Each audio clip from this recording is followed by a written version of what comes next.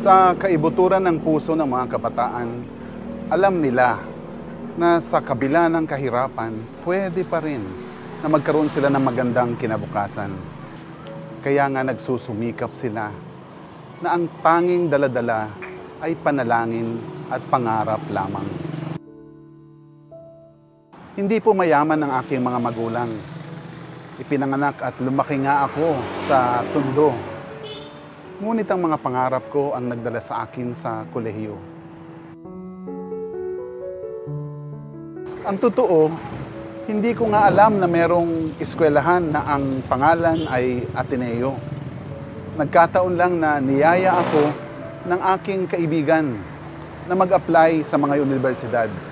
Kasama dito ang pamantasan ng Ateneo. Ang ganda ng campus, pero pakiramdam ko hindi ako bagay dahil pang mayaman ito. Mabuti na lang pinalad ako na makapasok at makapasa.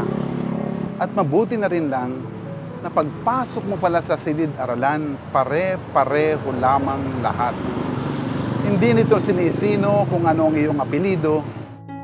Hindi rin ito tinitingnan kung ang nagdala sa iyo ay isang magarang sasakyan o jeepney o tricycle lamang.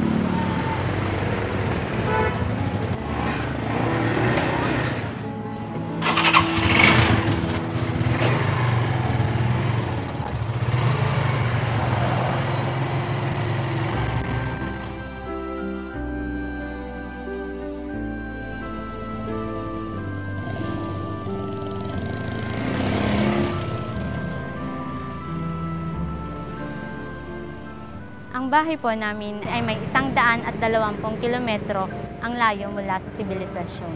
Kung iisipin, sobrang layo at pakiramdam ko, nakakulong na ako doon habang buhay. Pero may mga pangarap po ako. Isa na yun ang kagustuhan kong mapagawan ng magandang bahay ang aming pamilya. Matulungan at maihaon sila sa dinaranas na kahirapan. Dahil namamasukan lamang bilang katulong ang nanay ko.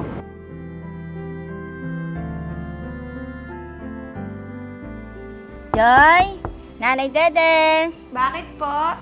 Pasok ko lang yung mga nilabhan damit. Sige po, tuloy po.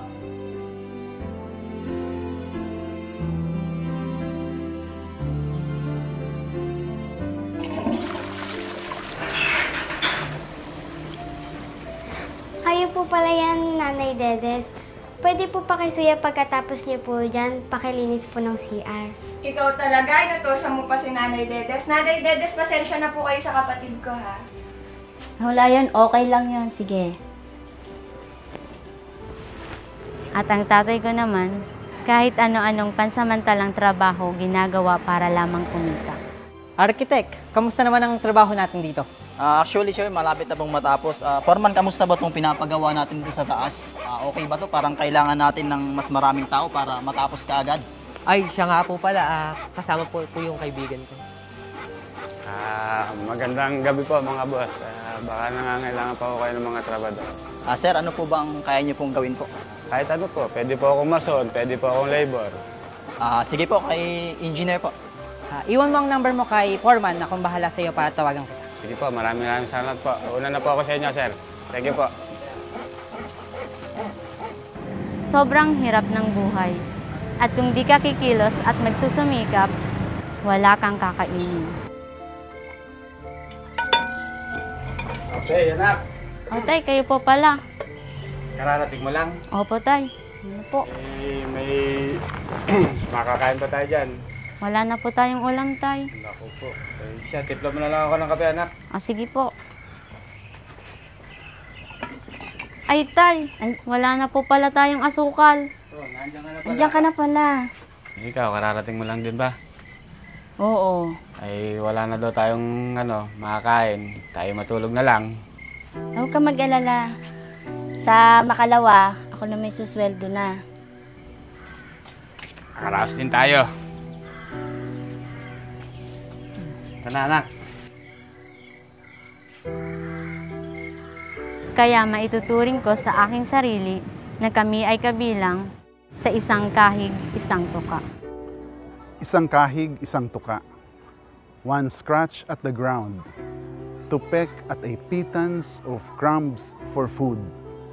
Ganito isinasalarawan ng mga Pilipino ang muka ng kahirapan na kanilang nararanasan. Ang tatay ko po ay isang pastor. Siya po ang tumatayong tagapagturo sa aming komunidad sa Sitio Target sa Pangbato, Angeles City. Sa kanyang pagsasaka ng kami nabubuhay. Pagkatanim ng papaya, saging, at sa benta nito kami kumukuha ng panggastos naming araw-araw. Elementary pa lang ako, pangarap ko na maging teacher. Pero may nagsabi sa akin na ayos na daw na marunong na ako magbasa, magsulat, kaya kahit hindi na nga ako mag-high school eh. Uy, Myla, parang seryoso ka sa pag-aaral mo ah. Maalam na naman tayo magsulat at magbasa. Siyempre, kailangan din sa pagtatrabaho makatapos at pangarap ko rin maging isang guro.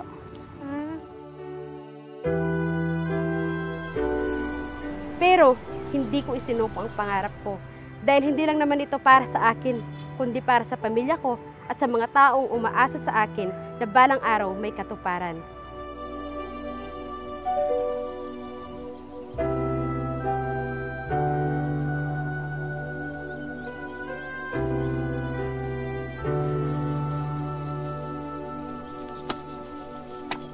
Tulad rin ni Rosalie, isang munting bata, ngunit may malaking pangarap.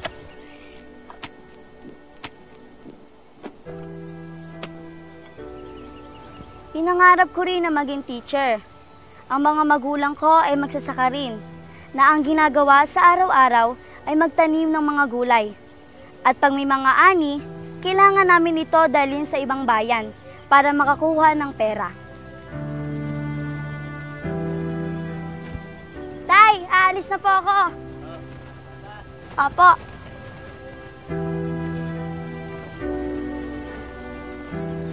Nay, Anak, papasok ka na pala. Opo, Nay, tulungan ko po muna kayo.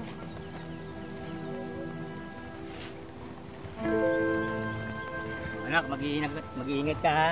Opo. Nay, ako na po. Naawa nga ako sa mga magulang ko noon kapag nakikita ko sila nagbubuhat na may bigat na basket ng gulay. Nararamdaman ko yung sakit at hirap ng buhay. Kaya kahit maliit ako noon na malaki pa sa akin ang basket, tinutulungan ko sila magbuhat.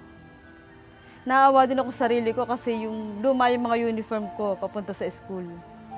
Dumating yung araw na kinuusap ko yung tatay ko na gusto ko mag-college.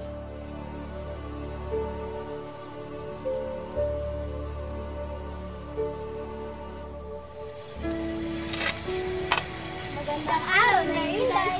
Magandang araw din.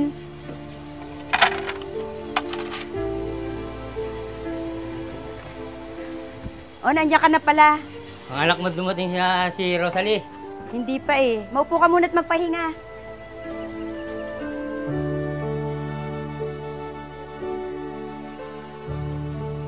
Magandang araw, Nay, Tay.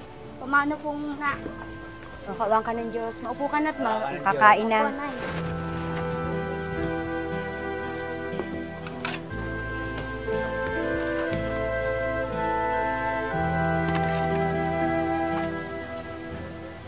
O anak, kamusta ang pag-aaral? Okay lang po, Tay. Nay, Tay, may gusto po talaga ako sabihin sa inyo. Gusto ko po talaga mag-aral ng college.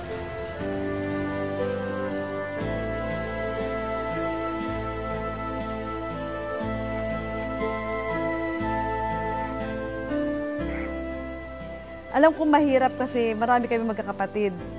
Nagsasakripisyo ang isa para makapag-aral ako. Marami nagsasabi na ang taas naman ng pangarap ko. Kinaya naman ng mga magulang ko ang gastusin ng kolehiyo. Meron kami noong maliit na negosyo, lechon and eatery business. Pero pagdating ng law school, dahil 6 kaming magkakapatid, unti-unti nang nasasaid ang resources ng pamilya namin. Napilitan akong magtrabaho habang nag-aaral. Pagdating ng bar review, said na, napilitan akong umikot sa aking mga kamag-anak at mga kaibigan para humingi ng saklolo. Marami rin ang tumulong. Lalo na ang isa kong kaibigan na ngayon ay siyang naging law office partner ko. Ang mga kabataan sa videong ito ay nakatapos ng kolehiyo sa tulong ng ibang taong tulad nyo at sa pamamagitan ng CFC Angkop Educational Assistance Program. Pinilit kong mag-aral kahit alam kong 1 oras ang paglalakad papuntang school. Sobrang tipid. Buti na lang, tinanggap ako bilang isang Angkop scholar kahit iba ang aming religion. At may bonus pa, nakakabili ako ng school supplies at may Christmas gift pa. Nakaka-touch ang kabaitan ng Angkop. Naglakas loob ako na makapagsapalaran at eto nga, nakatapos po ako ng pag-aaral. Salamat sa mga taong tumutulong sa akin para makapagtapos ako ng pag-aaral. Isang pangarap na mahirap, abutin sa santulad kong mahirap. Salamat sa aking kapatid, sa aking pamilya at sa mga kaibigan na nagtiwala sa akin upang marating ko ang pangarap ko maging teacher. Naalala ko pa noon bago ako mag-take ng board exam. Kailangan ko muna magtrabaho sa pabrika kasi wala namang pasuporta ang aking magulang. Nagsabi ako sa bisor ko na mag-take ako ng board exam. Pero wala akong kasama at saka wala akong pera. Pero dahil sa mga kaibigan ko, nag-take ako. At sa awa ng Diyos nakapasa ako. Hindi ko ine-expect yun. Hindi alam na magulang ko na nag-board exam ako. Dala-dala ng ka-boardmate ko yung dyaryo na nandun yung pangalan ko. Sa sobrang saya ko, halos mahimatay ako. Umuwi ako ng Laguna at sinabi ko sa akin magulang nakapasa ako. Noong nilabas ng Supreme Court ang resulta ng bar exams, hindi ako makalapit doon sa pila ng mga apelidong nagsisimula sa letter S. Marami kasing tao, nagsisiksikan, nagtutulakan. Katutulak, napunta ako sa listahan na hindi masyadong tinitingnan. Listahan pala ito ng top 10 sa 1994 bar exams. Laking pasalamat ko, doon ko nakita ang pangalan ko. Payo ng aking mga magulang na huwag kong sasayangin ang opportunity. Kaya sinipagan ko hanggang ako ay makapagtapos ng kolehiyo bilang Bachelor of Technical Teacher Education, major in Garments, Fashion and Design.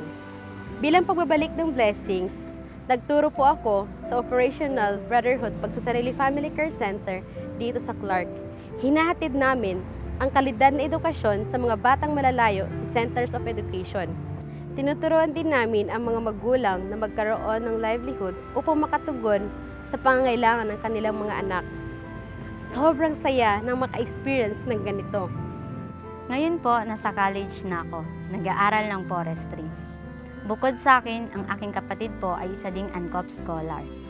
Malaking kabawasan at malaking tulong po bilang alalahanin sa aking pamilya ang aming gastusin sa pag-aaral. Hindi pa man po nakakaraos ang aming pamilya, pero tiyak ko po na aming kakayanin at magbabago ang buhay namin. Isa na po akong ganap na teacher ngayon at binubuhos ang aking sarili sa mga mag-aaral at sa kabataan. Sa tulong ng Diyos at sa tulong ninyo, kinilala ako bilang isang outstanding multigrade teacher sa aming bayan at pinarangalan din sa Gawad Marangal 2021 sa Laguna. Bilang PIT ng Angkop na nangangalaga at nangangasiwa sa mga scholar, ay tinutulungan ko sila na matupad din ang kanilang mga pangarap. Malaking tulong ang Angkop Scholarship para sa kanila. Dahil dito, nakakapag-aral sila ng maayos at may katuwang ang mga magulang sa pag-aaral nila. Dreams fuel us to realize our full potential. Dreamers keep on pushing as they trust that God will make a way. It's true. God will indeed make a way, and that is going to be through us. Our Heavenly Father anointed us to be stewards of His blessings and of His goodness, so that more young people can become the best that they can be. No dream is too far away, too far distant, if there will be people, good people like you, everywhere. Thank you for your support to CFC Angkop. Ako po si Faye Moral, proud CFC Angkop Scholar. Ako, si Myla Sevilla, CFC Angkop Alumni. Ako, si Rosalie Carandang Brocal, isang CFC Angkop PIT. Ako po si Arnel Santos, na patuloy na nag-aanyaya ng iyong suporta para sa CFC Angkop.